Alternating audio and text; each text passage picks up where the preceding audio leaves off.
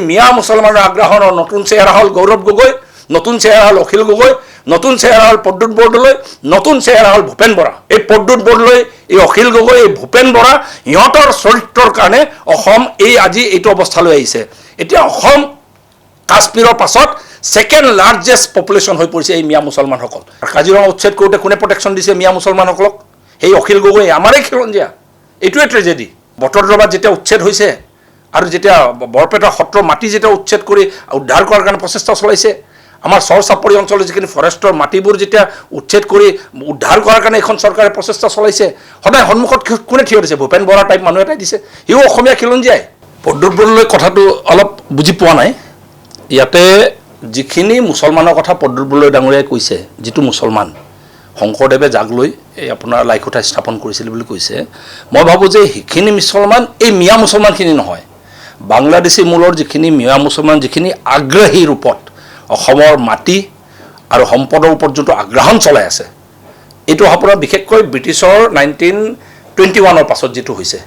যিটোৰ কাৰণে লাইন পথা আনিবলগীয়া হৈছিল ব্ৰিটিছৰ দিনতেই। লাইন পথা আনি অসমৰ খিলঞ্জীয়া মানুহ, অসমীয়া মানুহৰ মাটি আৰু গাঁও আৰু সম্পত্তি ৰক্ষাৰ কাৰণে লাইন পথা আনিছিলে। লাইন পথা ফেইল হৈ গ'ল। তাৰমানে ইমান আগ্ৰাহন আছিলে ময়মনসিঙৰ পৰা অহা যিখিনি মুছলিম মিয়াসকলৰ, ইমান আগ্ৰাহন। তাৰপাছত ছৈয়দ ছাদুল্লাৰ দিনতো যিখিনি আগ্ৰাহন, যেনেকৈ একেবাৰে বহুত জনজাতি মানুহৰ গাঁও, অসমীয়া মানুহৰ গাঁও দখল কৰি, আৰু সেই সময়ততো এনেকুৱা এটা অৱস্থা আছিলে, শ্লোগান দিছিলে এই মুছলিম লীগই, যে শ্লোগান দিছিলে যে চলো চলো দৰং চলো, তাতে গৈ মাটি দখল কৰিব লাগে, তাৰমানে জংঘল ভাঙিব লাগে, মাটি দখল কৰিব লাগে, এনেকুৱা এটা শ্লোগান দি একেবাৰে বাংলাদেশী মূলৰ মিয়া মুছলমানৰ আগ্ৰাহনটো চলাইছিলে। আৰু সেইটোক বাধা দিয়াৰ কাৰণে অসমৰ প্ৰথমজন মুখ্যমন্ত্ৰী লোকপ্ৰিয় গোপীনাথ বৰদলৈ ডাঙৰীয়া, বিষ্ণুৰাম মেধি ডাঙৰীয়াহঁতে চেপ্টাৰ 10 আপোনাৰ আছাম লেণ্ড ৰেভিনিউ ৰেগুলেশ্যন এক্টৰ চেপ্টাৰ 10টো ইনক্লুড কৰি জনজাতীয় tribal belt and block area সৃষ্টি কৰা হৈছিলে। আৰু সেইটোতো কংগ্ৰেছৰ দিনত, যুগে যুগে কংগ্ৰেছৰ দিনত সদায় এই মিয়া মুছলমানৰ ভোটৰ আশাত, ভোট বেংক ক্ৰিয়েট কৰাৰ আশাত সদায় এই জেগাবোৰতো সদায় মাটি দখল কৰাৰ প্ৰক্ৰিয়া চলাই আছিলে। তাৰ ওপৰঞ্চি অকল ট্ৰাইবেল বেল্ট এণ্ড ব্লক এৰিয়াতে নহয়, কাজিৰঙাত আপুনি চাওক কেনেকুৱা আগ্ৰাহন আছিলে, সত্ৰৰ মাটিবোৰত কেনেকুৱা আগ্ৰাহন আছিলে, আমাৰ যিখিনি এৰিয়াবোৰত ট্ৰাইবেল বেল্ট এণ্ড ব্লক কেনেকুৱা আগ্ৰাহন আছিলে। আৰু ইমান যুগ যুগ ধৰি কংগ্ৰেছৰ দিনত সদায় কংগ্ৰেছৰ দিনত এখেতসকলক ভোট বেংক হিচাপে লৈ যিহেতু কাম কৰিছিলে কংগ্ৰেছে, এখেতসকলক অসন্তুষ্ট কৰিব নোৱাৰা এটা পজিশ্যনত কংগ্ৰেছ আছিলে। খিলঞ্জীয়া মানুহো কংগ্ৰেছ,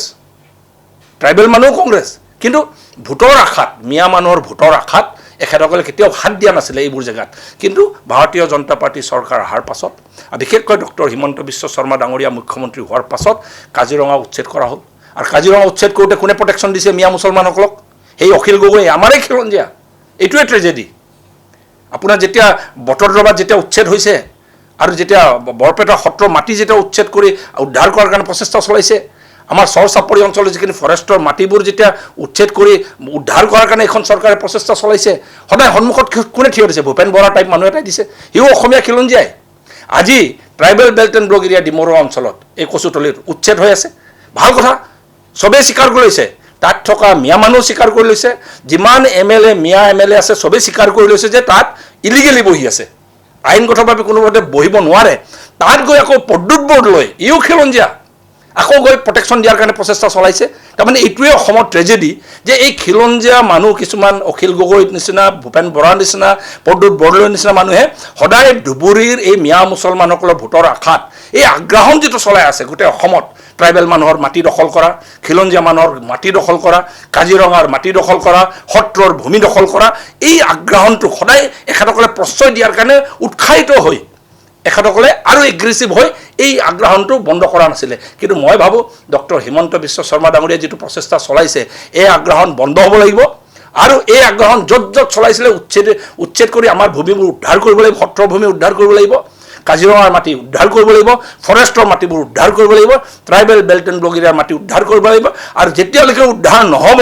তেতিয়ালৈকে অসম অশান্ত থাকিব। আৰু অসমৰ খিলঞ্জীয়া আৰু জনজাতি মানুহ ঐক্যবদ্ধ হৈ মই ভাবোঁ যি চৰকাৰে প্ৰত্যেকটো চৰকাৰ হেঁচা দি এই আমাৰ মাটি ৰক্ষাৰ কাৰণে যুঁজ দিব। আৰু মই ভাবোঁ অসমৰ মুখ্যমন্ত্ৰী ডাঙৰীয়াই যিটো পদক্ষেপ লৈছে এইটো অব্যাহত ৰাখিব লাগে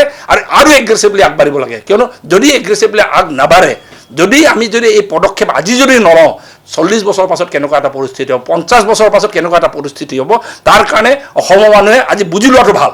এই পদ্মুত বৰদলৈ এই অখিল গগৈ এই ভূপেন বৰা ইহঁতৰ চৰিত্ৰৰ কাৰণে অসম এই আজি এইটো অৱস্থালৈ আহিছে এতিয়া অসম কাশ্মীৰৰ পাছত সেকেন্ড লাৰ্জেষ্ট পপুলেশ্যন হৈ পৰিছে এই মিয়া মুছলমানসকল ইয়াতে আৰু মই ভাবোঁ আৰু এটা কাশ্মীৰ হ'ব দিব নোৱাৰি আৰু এটা বাংলাদেশ ইয়াত অসমত সৃষ্টি কৰিব দিব নোৱাৰি এই এজেণ্ডাটো মই ভাবোঁ যে এই এজেণ্ডাৰ বিৰুদ্ধে যুঁজিব লাগিব কংগ্ৰেছৰ এই মিয়া পিটিৰ এজেণ্ডাটোৰ বিৰুদ্ধে যুঁজি অসমক ৰক্ষা কৰিব লাগিব তাৰ কাৰণে চেপ্টাৰ 10 নহয় 12 এবাৰ অনা হৈছে 12 কিয় আনিবলগীয়া হ'ল ভাৰত স্বাধীন হোৱা 75 বছৰ পাৰ হৈ গ'ল তাৰ পাছতো সত্ৰভূমি ৰক্ষাৰ কাৰণে আইন আনিবলগীয়া হৈছে মাজুলী ৰক্ষাৰ কাৰণে আইন আনিবলগীয়া হৈছে কিহৰ কাৰণে ট্ৰাইবেল বেল্ট এণ্ড ব্লক আৰু micro' tribal belt and block সৃষ্টি কৰাৰ এই কথাবোৰ ক'ৰ পৰা আহিছে এই আগ্ৰাহনটো পাইছে আৰু এই আগ্ৰাহনটো কোনে চলাই আছে মিয়া মুছলমানসকলে চলাই আছে মাজত 2 বছৰ লাহেকৈ ঠাণ্ডা হৈ আছিলে এইখন চৰকাৰৰ দিনত কিন্তু এই লোকসভা নিৰ্বাচনৰ পাছত যেতিয়া এনেকুৱা এটা পৰিৱেশ গঢ় লৈছে যে কংগ্ৰেছ চৰকাৰ আহিব আৰু কংগ্ৰেছ চৰকাৰ আহিব কেন্দ্ৰত আহিব ৰাজ্যত আহিব বুলি এটা পৰিৱেশ যোনটো কংগ্ৰেছে এটা হাৱা সৃষ্টি কৰিছে সেই হাৱাৰ ফলত নতুনকৈ এই মিয়া মুছলমানসকলে আপোনাৰ আৰু এগ্ৰেছিভ হৈছে আৰু আগ্ৰাহী ৰূপ লৈছে মই ভাবোঁ যে অসমৰ খিলঞ্জীয়া জনগণ আৰু ট্ৰাইবেল মানুহে কেতিয়াও এইটো হজম নকৰে আৰু মই ভাবোঁ অসম চৰকাৰে এই পদক্ষেপত অসমৰ খিলঞ্জীয়া আৰু ট্ৰাইবেল মানুহ আৰু অসমীয়া মানুহ ইয়াৰ আমি পক্ষত আছোঁ সদায় নহয় চিধা চিধি কথা এক প্ৰকাৰ এয়াৰ ডিফটো নাই এয়াৰ ডিফটো এটা মুখা আছিলে এই মিয়া মুছলমানসকলে অসমৰ ৰাজনৈতিক ষ্টেকটো বঢ়োৱাৰ কাৰণে অসমৰ ৰাজনীতিত নিজৰ অৱস্থানটো সৃষ্টি কৰাৰ কাৰণে আজমলক চেহেৰা হিচাপে লৈ আগবাঢ়ি চাইছিলে যেতিয়া দেখিছে যে আজমলক সন্মুখত ৰাখি এয়াৰ ডিফক সন্মুখত ৰাখি নোৱাৰোঁ বিশেষকৈ বিজেপি চৰকাৰ থাকোঁতে আমি নোৱাৰোঁ এতিয়া সিহঁতে চেহেৰাটো বদলাই এতিয়া দাৰিয়া চেহেৰাটো বদলাই ৰকিবুল হুছেইনৰ চেহেৰা লৈ লৈছে গৌৰৱ গগৈক সন্মুখত থৈ লৈছে ভূপেন বৰাক সন্মুখত থৈ লৈছে পদ্মুত বৰদলৈক সন্মুখত থৈ লৈছে অখিল গগৈক সন্মুখত থৈ এতিয়া এই মিয়া মুছলমানসকলে আপোনালোকে চাব এইবাৰ যদি মিয়া মুছলমানসকলে ধুবুৰীত হওক বৰপেটাত ভোটটো কাক দিছে চিধা চিধি কথা আজমলৰ এই দাৰিয়া চেহেৰাটো বাদ দিছে সিহঁতে এই দাৰিয়া চেহেৰা দি অসমত যিটো আগ্ৰাহন মাটিৰ আগ্ৰাহন জনসংখ্যা বৃদ্ধিৰ যোনটো আগ্ৰাহন পপুলেশ্যন পেটাৰ্ণটো চেঞ্জ কৰি ভোটাৰ তালিকা সলোৱাৰ আগ্ৰাহন ৰাজনৈতিকভাৱে ভোটাৰ তালিকাত সংখ্যা ভৰাই মেলি অসমৰ ৰাজনীতিত হস্তক্ষেপ কৰাৰ আগ্ৰাহন লাভ জেহাদৰ যিটো আগ্ৰাহন আছে ড্ৰাগছৰ যিটো আগ্ৰাহন আছে মই ভাবোঁ যে এই আগ্ৰাহন আৰু এতিয়া যিটো অৰ্থনৈতিক আগ্ৰাহন যিটো তলে তলে চলাই আছিলে মুকলিকৈ ক'বলগীয়া হ'ল মাছ নপঠাওঁ আমাক অৰ্থনৈতিক আগ্ৰাহন এই আগ্ৰাহনবোৰৰ পৰা আপোনাৰ যেতিয়া দেখিছে যে আজমলক লৈ এই আগ্ৰাহন চলাই আমি এতিয়া নোৱাৰোঁ এটা সময়ত প্ৰচেষ্টা চলাইছিলে অসম আন্দোলনৰ পাছত তাৰপাছত সেই কংগ্ৰেছৰ দিনত প্ৰচেষ্টা এটা চলাইছিলে আজমলৰ চেহেৰাটোক আগত ৰাখি পাৰোঁ নেকি পাছত যেতিয়া দেখিছে যে নাই বিজেপি চৰকাৰৰ দিনত আজমলৰ চেহেৰাক আগত ৰাখি নোৱাৰোঁ এতিয়া চেহেৰাবোৰ লৈ লৈছে যে নহয় দাৰিয়া চেহেৰা নহয় এই ৰকিবুল হুছেইনৰ অলপ এই দাড়ি নথকা চেহেৰা আৰু এই খিলঞ্জীয়া মানুহক সন্মুখত ৰাখি কেইটামান অখিল গগৈক সন্মুখত ৰাখি ভূপেন বৰাক সন্মুখত ৰাখি পদ্মুত বৰদলৈক সন্মুখত ৰাখি গৌৰৱ গগৈক সন্মুখত ৰাখি এই পুনৰ আকৌ মাটিৰ আগ্ৰাহন জনসংখ্যা বৃদ্ধিৰ আগ্ৰাহন ভোটাৰ তালিকা সংশোধন কৰি ভোটাৰ তালিকা একেবাৰে নিজৰ নাম ভৰাই সংখ্যা বঢ়াই ৰাজনৈতিকভাৱে আমাক শেষ কৰাৰ যিটো আগ্ৰাহন মই ভাবোঁ এই আগ্ৰহণবোৰৰ পৰা মই এইকাৰণে এই আগ্ৰহণবোৰৰ পৰা যদি ৰোধ পাব লাগে যদি বাচিব লাগে অসমৰ জনগণ এই আপোনাৰ ক্লজ 6 যিটো অসম চৰকাৰে হওক ইনা কেবিনেটৰ সিদ্ধান্ত লৈছে ক্লজ 6 দফা বাই দফা ইমপ্লিমেণ্ট কৰাৰ যিটো সিদ্ধান্ত লৈছে এইটোক আমি আদৰণি জনাইছোঁ খিলঞ্জীয়া মানুহক ৰক্ষণাবেক্ষণ দিবই লাগিব এই আগ্ৰহণৰ পৰা আৰু এই আগ্ৰাহনৰ এই মিয়া মুছলমানৰ আগ্ৰাহনৰ নতুন চেহেৰা হ'ল গৌৰৱ গগৈ নতুন চেহেৰা হ'ল অখিল গগৈ নতুন চেহেৰা হ'ল পদ্মুত বৰদলৈ নতুন চেহেৰা হ'ল ভূপেন বৰা চিধা চিধি কথা